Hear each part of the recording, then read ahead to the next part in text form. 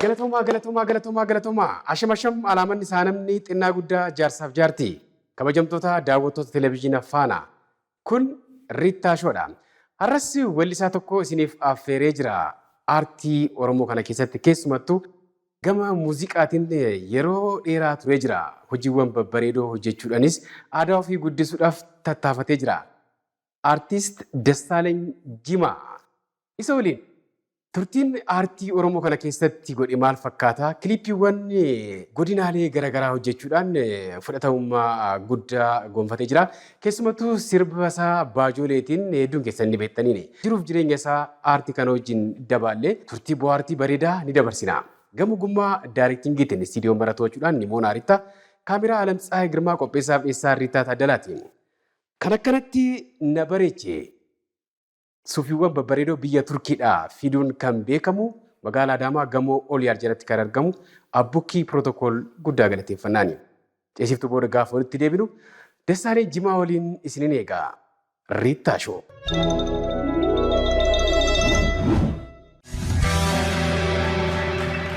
Hayyee kabajamtoota daawwattoota kennaa ceesiftuu booda walitti deebinee jirra. Aartiist Dassaaleny Jimaa. Baga nagaan naa dhufte. Naa dhufe jedhee jiraanis. Hayyee ciirsaa jennu. Hayyee. Dassu mee gaa kiliippiiwwan hedduu qabda waan ta'eef namoonni hedduu si beeku. Birrii dhiisii fi birrii biisiin namoonni baay'ee wal jalaa dhaabette. Addunyaa Galaalchaan birrii biisii jedhee isa dura garuu ati birrii dhiisii jettee. Birrii dhiisiin birra biisiin hawwisoo reediyoo irratti dur hawwisoon kamisee sirbaa turani.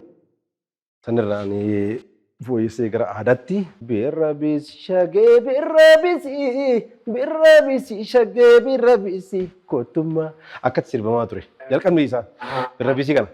Hawwisoon kan akkaataatti sirbu. Akkaataa itti sirbu. Saniin booda ani birra biisii san kan immoo qara mallaqaatti fidee qarshiitti fidee birriidis shagee birriidis homaa miti jaalalaan nakisi. Jeetan raadiyoon sirbaa ture. Saniin booda addunyaa Kiliippii illee qabdiimi. Kiliippii isaa argachuudhaaf nutti ulfaata malee amma tokko akkasii yaadatan abdii guddaan qaba.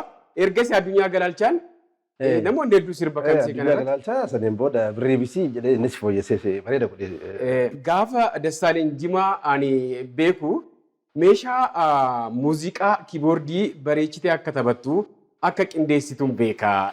Sun sirriidha. Meeshaa muuziqaa mana muuziqaa raappii jedhamutti gastarkaa dippiloomaa waggaa fi ji'a ja'a baradheera. Saniin booda meeshaa muuziqaatiin sirboota qindeessaa ture. Kaaseetta tokko guutuu Suyyum Nagaash jedhama. Kaaseetta guutuu sirboota singiliidhaan immoo Maliyaa Xahaa bareeda walloo kan jedhu Fixaansee Zagayyee Abaayyee Maal kan jedhu ragada sirba reediyoo irratti kan beekamudha. Kana qindeessan ture. Saniin booda jidduun immoo deebisee gara muuziqaatti deebi'ee filoopinaan qindeessineet gara istiidiyoo. Inni ulfaata barree takkaan ishii. Takkaan. Ankaarraa sooftiweeriin badaa waan jedhu. Baay'ee ulfaata. Baay'ee ulfaata. Bareeda baay'ee dasi. Meegaa amma garana dhufaa jirra. Mudannoo tokkoon osoo kaan irratti tola. Ati yeroos sirba birrii dhiisii kanaan jaalatamummaa guddaa qabda. Iddoo wayitiitti koonsartii wayitiitti namni har'aan tana weellisaa baay'ee beekamaa ta'e tokko sirboota afaan Oromoo kana kaaseettaan inni naanneessa gurguruudhaaf sirbuma kee irraa bittee jabaadhu iddoo guddaa geessa jetteeni jajjabeessitee. Seenaa dhugaadha.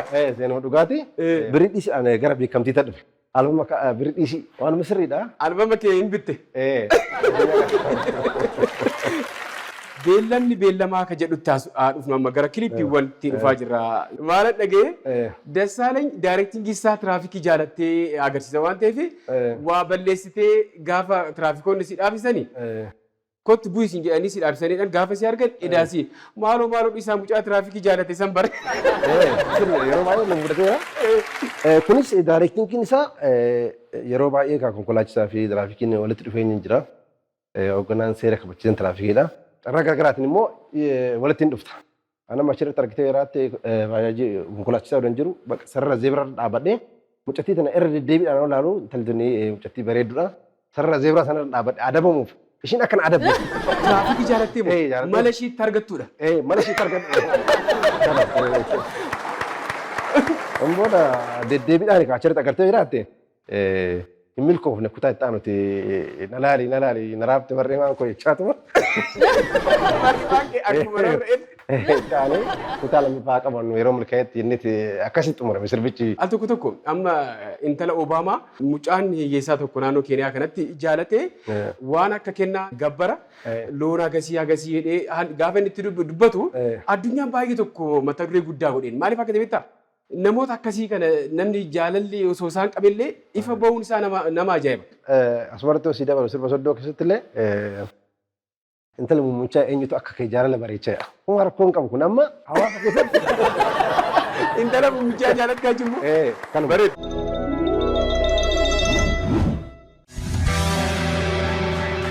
Hayya daawwattoota keenyaa walitti deebinee jirra. Dassaalee Jimaa faana jirra. Dassu gara kiliippii lammaffaatti gaafa ceenu daran daayirektiingii isaa wajjin waan jiru meena taphachiise. Daran silaama nama jaalala ijoollummaa irraa kaaste. Akkaataa xalayaatti walii ergaa turre. Odoo wajjin taphannu mooyyuu wanti inni qunnamaa ture bu'aacee inni qunnamaa ture achirratti argaa turte waan ta'eef daran eegasii immoo ammayyuu abadan ammallee argadhu malee hin fayyu ammayyuu hin taane ammas. Hin taane. Wal qabachaa dhufuu hidhas. Wal qabachaa dhufuu ammayyuu jedha. Maaliif achirratti hin milkoofne yoon dubbadhe yakkamaan ta'a yoon callise immoo jaalala hanan du'aa jedha. Gara mana barnootaatti gaafa deebi'u namoonni hedduu xalayaa hin barreeffatu mana barumsaa keessatti gaafa jaalalli isaan qabu seenaa anan beeku tokko mucaa dooktara tokko hiriyaa kiyya akkasitti xalayaa jaalalli gaafa na qabu hiriyaa isheetii fi xalayaa barreessee itti kenne itti naa kenni jedhee jedhe dubbistee itti deebinaan kennee naan jetti ammas ji'a 2 ji'a 3 ture ittiin barreessaa narraa fuuti ittiin geessitu jedhe amata hedduu booda ishiinis heerumtee anillee fuudhee cidha wayii irratti wal argine. Akkas nagooti barii yaadattaa mana barnootaatti garmalee jaalala keetiin miidhamee ibaluutti xalayaa 10 meeqasitti ergennaani mucayyoo rifatte hin jaalattiin hin beeku wanta akka xalayaan ishii bira gahee hin beeku kan si ajaa'ibu bilbila ishii soqee ammaa akkas gootee dhee gaafate kun bar waan ijoollummaati ani yeroo siin jaaladhaayyuu. Al tokko xalayaadhaan namaan jaalala namaan akkas deemuun riiskii mataasaa qaba. Kallattiin ofii waan ta'initti. Baay'ee kiliippii isa irratti illee isa nu yaadachiisa waan ta'eef bareeda. Galatoomi.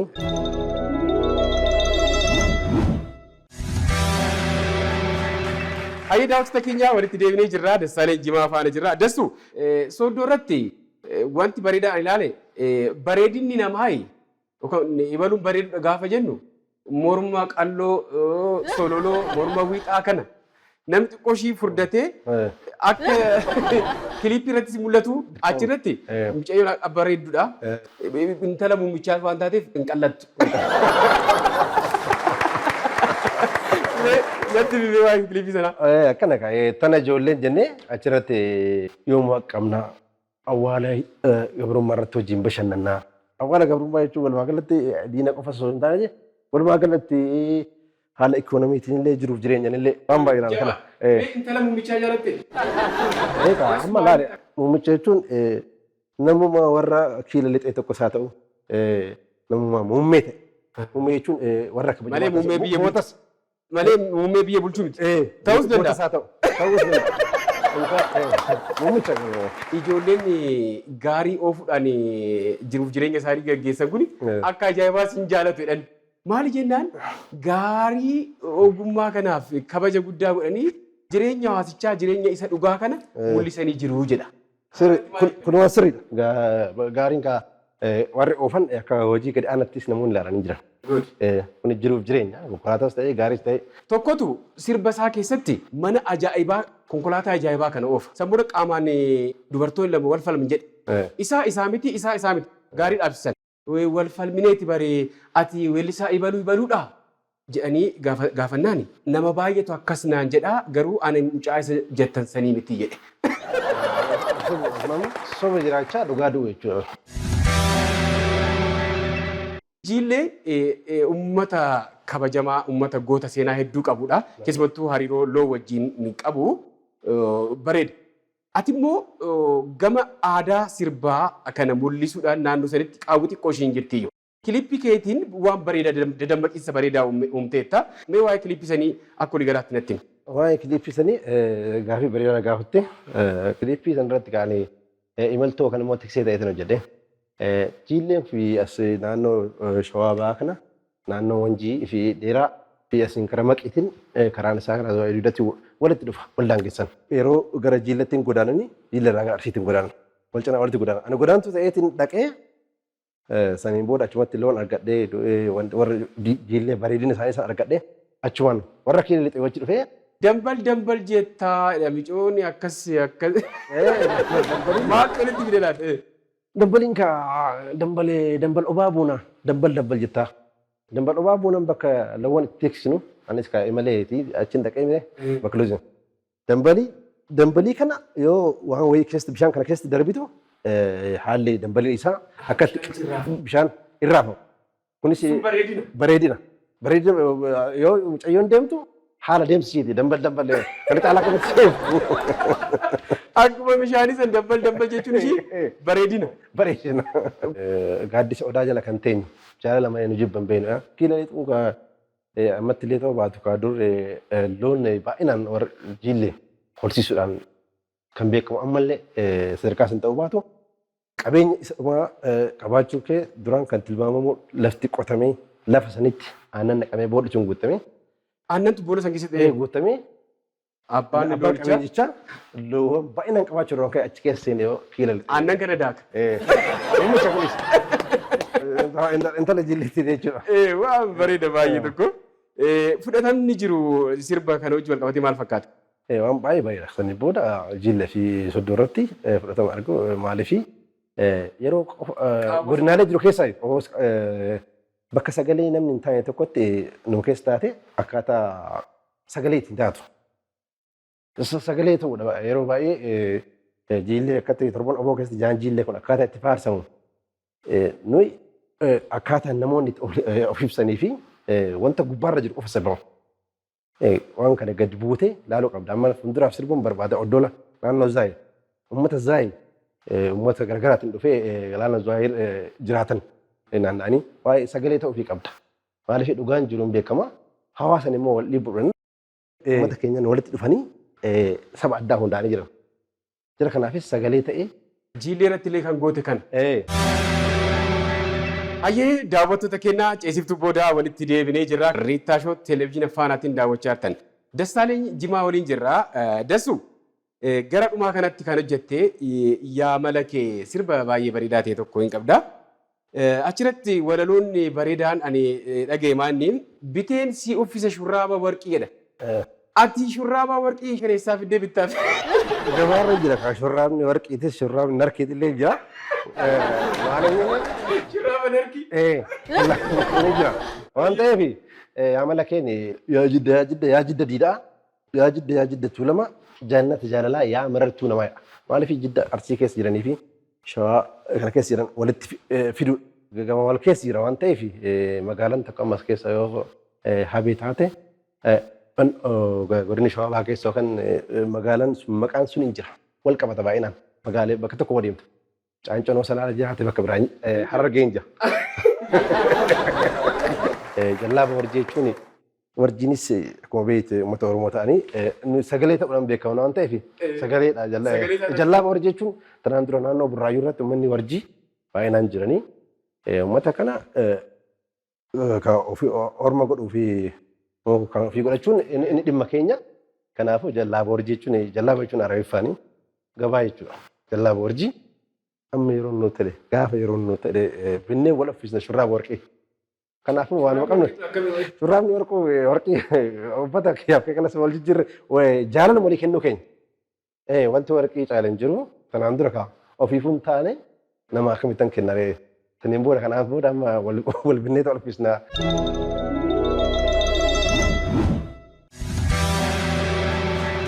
Hayyee daawwattoota keenyaa walitti deebinee jirra. Marsaa lammaffaa gaaffilee xiinsammuu irratti argamna. Dassaaleny Jimaa tokko haga 10 lakkoofsa isa jalqabaa natti himi. 8. Takkaa jaalannaan nama jibbuu hin rakkatu. Positive thinking ilaalcha bareedaa yookiin ilaalcha nagaa warreen qabanidha. Takka jaalallaan jibbitu. Nu ka jaalala malee jibban beenu jenne. Sirbaanu jitte. Sirbaanu jenneera. Amalli kun dhugaadha. Amalli kun dhugaadha. Farsantiin kan immoo kan ofii keetii ibsatti qofaa miti namni si ragaasii ba'a. Sansanii wal qabatanitti. Uumaadhuma kun. Ayyee carraa lammaffaa lakkoofsa. Lakkoofsa ja'a. Ja'a. Bother for others than themselves. Ofii caalaa namaaf cinqamuudha. Ilma namaa taate. Kun anillee ragaasii ba'a. Maaliifi? Atu ragaan aboo baattu maaliifi namaafi yaada. Namaafi yaaduun murteessaadha. Garuu ofin caalchisan ijoo kuni inni gochaanis kan mul'atu. Baay'inaan ofiif caalaa namaaf caalaa waan jedhu baay'inaan garuu namaaf nan oola waan jedhu san adoo ibsee achirratti naaf hoyyee. Kuni akkamitti amaloota babbareedoo kaan kaayyoo sagantaa kanaa amaloota babbareedoo namoonni qaban akka jabeessanii fi faayidaan isaa maal akka ta'e akka irratti haasofnuu fi amalli akkasii yoo jiraatis yoo jiraachuu baatis immoo kun gaarii miti akka jennuuf waan ta'eef. Amala isa xumuraa lakkoofsa. Lama. Lama. Calm but danger. Waaw. Namoota callisanidha. Garuu yoo itti ka'ee hamuudha. Kun sirriidha gammaa na gaafattirra. Ni callistaa garuu gaafa waa hin taane taanaan garuu. Maaliif namoonni ofii isaaniitti xiqqoo akka yaadan yeroo baay'ee kana eegurraa beektaa. Kan irra haasa'urra osoo na hubatanii waan jedhuun. Garuu gaarii miti callisuun dubbachuun irra caalaa wayya. Hin baay'atiin baay'ee dubbiin. Amaloonni sadii naa ta'anii jiru. Ceesiftuu booda gaafa walitti deebinu suuraalee sadii waa ilaaltee hubachuun kee maal fakkaata kan jedhu kana ni ilaalla jechuudha. Boqonnaa fudhanii walitti deebina. Turtii bareedaa.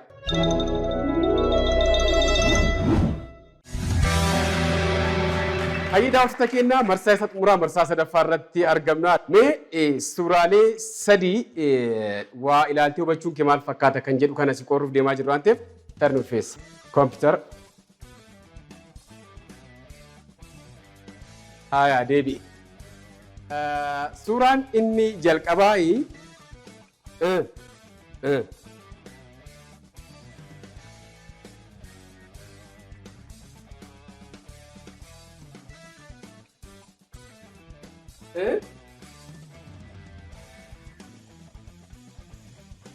Ogeessa mana ijaaru.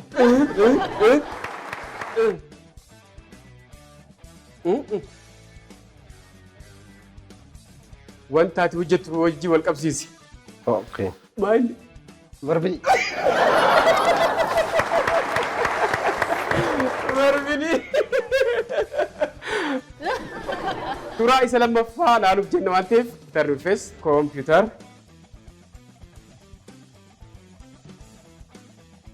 Deebi'ii dessu. Haya. Suuraan inni lammaffaa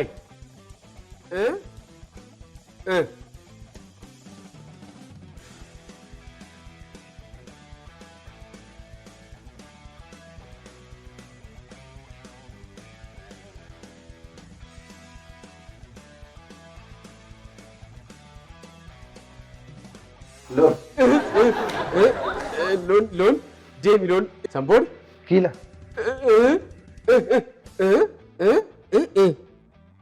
Dhadhaa. Daabee. Daabee. Dhaannaa rifeensaa durba jiilleeti. Suuraa isa sadaffaa ilaaluuf jennu waan ta'eef turn on face fuula keenyaanneessi computer. Deebi. Kana hin deebistee yaada.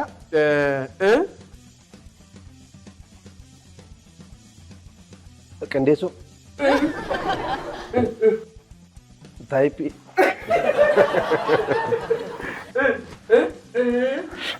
Kiboordii. Kiboordii.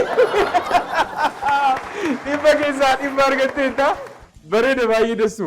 Mee turtiin na wajjin taasifne baay'ee bareedaadha. Dhuma irratti ergaan ati dabarfattu carraa silaadha nama galateeffattoo jiraate carraa isa dhuma.